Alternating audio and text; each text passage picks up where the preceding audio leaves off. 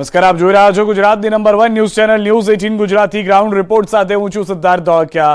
Ground રિપોર્ટમાં આજે વાત કરીશું તાત પર ચારે તરફથી આવતી આફતની, સાથે જ વાત કરીશું અમરેલીના રાજમાતાની, પરંતુ તે પહેલા વાત કરીએ સતત ધૂણતા અંધશ્રદ્ધાના ભૂતની।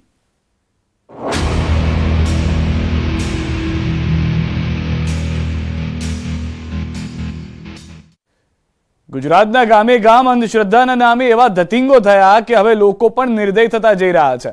અંધશ્રદ્ધાના નામે માનવી નિર્દય બની રહ્યો છે। કેટલાક ધતિંગબાજો અંધશ્રદ્ધાના નામે લોકોને એવી હદે પહોંચાડી દે છે કે કેટલાક લોકો નિર્દોષ પશુ, પક્ષી અને માણસોના જીવ લેવા આતુર થઈ જાય છે। આવી જ ઘટના બની ગુજરાતના બે ગ્રામીણ વિસ્તારોમાં, જેણે સમગ્ર ગુજરાતમાં ખળભળાટ મચાવી દીધો। જુઓ અહેવાલ।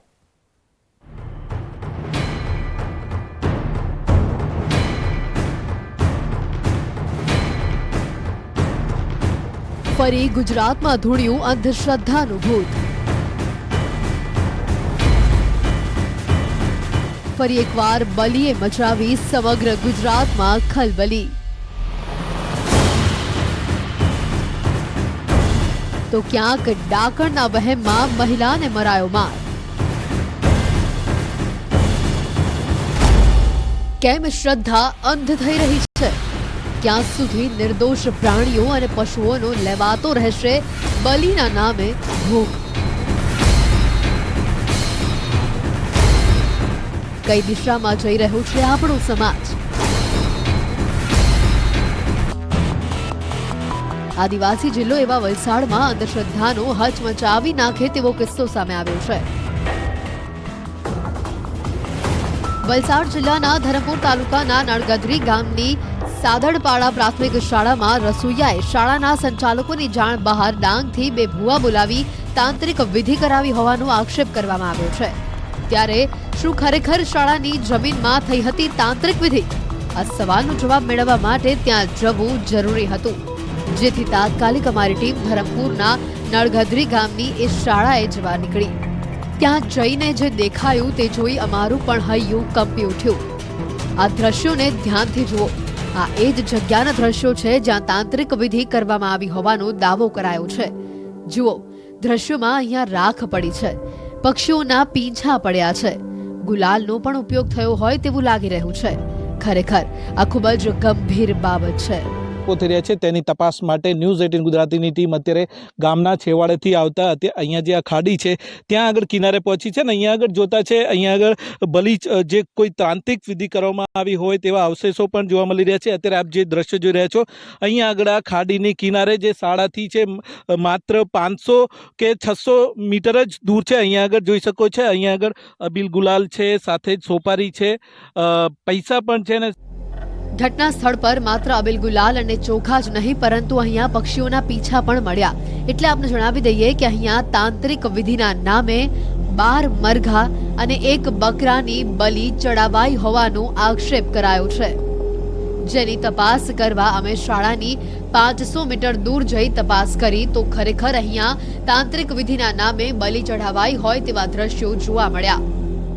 અત્યાર સુધીની જે તપાસમાં અત્યાર સુધી જે જાણવા મળ્યું છે તેમાં શાળા પરિસરની અંદર કોઈ આ રીતની કોઈ વિધિ થઈ હોવાનું કોઈ પુરાવા મળતા નથી, પરંતુ શાળા પરિસરથી 500 મીટર દૂર અત્યારે જે ગામની આ ખાડી પસાર થઈ રહી છે, ખાડી કિનારે અહીંયા આગળ અત્યારે ન્યૂઝ 18 ગુજરાતીની ટીમ પહોંચી છે અને અહીંયા આગળ જોવા મળતા જે આ દ્રશ્યો છે આ ખૂબ જ ચોંકાવનારા છે, કારણ કે અહીંયા આગળ એક નહીં અનેક પક્ષીઓના છે પીછા જોવા મળી રહ્યા છે। એ રીતના આક્ષેપો થઈ રહ્યા છે તે મુજબ 12 મરઘા, 1 બકરો અને 25થી વધુ છે નાળિયેરની બલી ચડાવવામાં આવી હોવાના આક્ષેપો થઈ રહ્યા છે।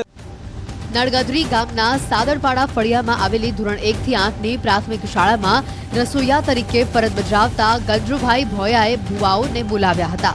શાળા રસોઈયા પર આક્ષેપ છે કે તેણે શાળાના પરિસરમાં જ તાંત્રિક વિધિ કરવાનો પ્લાન બનાવ્યો હતો, જેની પાછળ આ રસોઈયાનો તર્ક હતો કે આ શાળા તેમની જમીન પર બનેલી છે। આ બલીની ઘટના અંગે અમે શાળાના આચાર્યને પૂછતા તેમણે આવી કોઈ પ્રવૃત્તિ ન થઈ હોવાનું જણાવ્યું છે।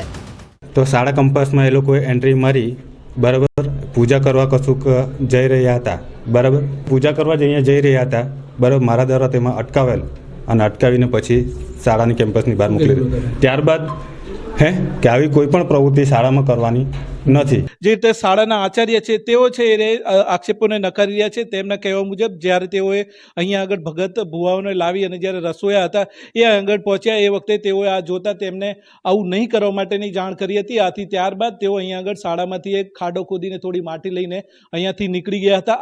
આ અંગે અમારી ટીમે શાળાના એ રસોડામાં પહોંચી જ્યાં તેઓ વિદ્યાર્થીઓ માટે રસોઈ બનાવતા હતા. અહીંયા અમને તાંત્રિક વિધિ કરનારાઓને જે વ્યક્તિ પર આક્ષેપ છે તેના રસોડામાં કામ કરતા અન્ય કર્મચારીઓ જોવા મળ્યા.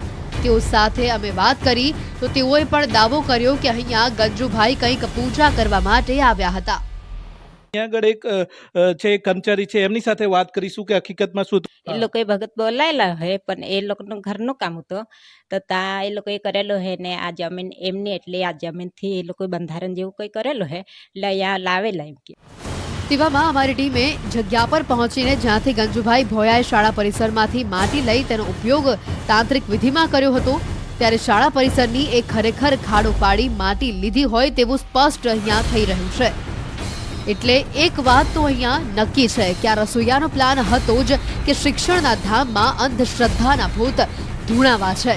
એક સ્થાનિક આગેવાને મીડિયા સમક્ષ દાવો કર્યો કે આદિવાસી વિસ્તારમાં અંધશ્રદ્ધા ચરમસીમા પર પહોંચી છે. ગામના સ્કૂલમાંથી માટી કાઢી અને નદી કિનારે જઈને સમગ્ર વિધિ કરવામાં આવી છે. એની ખૂબ જ ગંભીર અસર શિક્ષણ વિભાગ પર પણ પડે છે કારણ કે એક શિક્ષણ જગતને શર્મસાર કરતી આ ઘટના છે. અમારા આદિવાસી વિસ્તારમાં એવા અનેક ભુવાઓ છે જે લોકોને ગેરમાર્ગે દોરી અને આ રીતના કૃત્ય કરતા હોય છે. મારે આપના માધ્યમથી અમારા સમાજના લોકોને ખાસ કહેવું છે કે જ્યારે અમારા વિસ્તારમાં કોઈને સાપ કરડે ને ત્યારે પણ એ લોકો પહેલાં હોસ્પિટલ લઈ જવાને બદલે ભગત પાસે લઈ જાય છે અને કેટલાક લોકોના મૃત્યુ પણ થયા છે.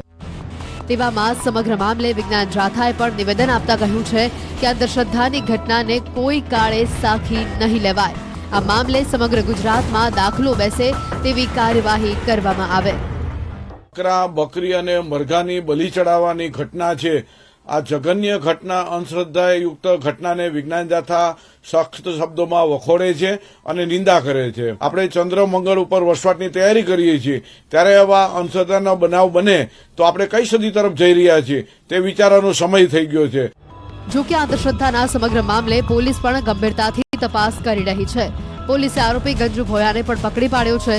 દ્રશ્યો જે વ્યક્તિના જોઈ રહ્યા છો તેના ઉપર જ 12 મરઘા અને એક બકરીનો બલી ચડાવવાનો તેના ઉપર આક્ષેપ થઈ રહ્યો છે. તેવામાં પોલીસે આરોપીને ઝડપી પાડી પૂછપરછ કરતા કેટલાક ચોંકાવનારા ખુલાસા થયા છે. જો કે હવે આ મામલો બહાર આવતા આદિવાસી સમાજના અગ્રણીઓ પણ આ બાબતને ગંભીરતાથી લઈ રહ્યા છે અને આદિવાસી સમાજમાં સતત અંધશ્રદ્ધા તરફ દોરતા લોકોને પાછા મુખ્યધારામાં લાવવાની વાત કરી રહ્યા છે. ભગત ભુવા અને તાંત્રિકો અહીંયાના ભોળા આદિવાસીઓની અજ્ઞાનતાનો અને અંધશ્રદ્ધાનો જે લાભ લઈ અને તેમને છેતરવા માટેના જે પ્રયાસ કરે છે તેવા ભગત ભુવાઓ વિરુદ્ધ કડક કાર્યવાહી કરવામાં આવે તે જરૂરી છે. તાપીમાં આધુનિક યુગમાં પણ ડાકણનો વહેમ. ડાકણનો વહેમ રાખી સગીરા સહિત 5 મહિલાને માર મરાયો. તાપીના વાડોલ તાલુકાના અંધાત્રી ગામે બન્યો બનાવ. તો આ તરફ તાપીમાં પણ અંધશ્રદ્ધાના ગુલામોએ હદ પાર કરી દીધી. આપ જે મહિલાને દ્રશ્યોમાં જોઈ રહ્યા છો તેમને ભુવાએ સાંકળથી માર માર્યો છે. જેમાં આક્ષેપ થયો છે કે વાલોડ તાલુકાના બુહારી ગામનો ભુવો અને એમની સાથે અંધાત્રીના બની બેઠેલો ચેલો પૂજા વિધિ માટે ભેગા થયા હતા અને જ્યાં 15 વર્ષની બીમાર સગીરા અને માતા અને બીજી 3 યુવતી સાથે આ અત્યાચાર ગુજારાયો હતો. ભુવાએ તેમને કહ્યું કે તમારા શરીરમાં ડાકણ છે અને તે બાદ સાંકળથી માર માર્યો હતો. ઢોરમારના કારણે સગીરાની આંખ અને પીઠના ભાગે ઈજા થઈ છે. આ બનાવ અંગે વાલોડ પોલીસ મથક પર 4 મહિલા પહોંચી હતી. જોકે બાદમાં બંને પક્ષોને બોલાવી સમાધાન થયું હોવાની પણ ચર્ચા છે. ત્યારે હવે ગુજરાતના ગ્રામીણ વિસ્તારમાં અંધશ્રદ્ધાને ડામવા સામાજિક સંસ્થાઓ અને સરકારે પણ આગળ આવવું પડશે. આદિવાસી વિસ્તાર સહિત ગ્રામીણ વિસ્તારમાં આ અંગે જાગૃતતા લાવવી પડશે તો જ અંધશ્રદ્ધાને જડમૂળમાંથી ડામી શકાશે.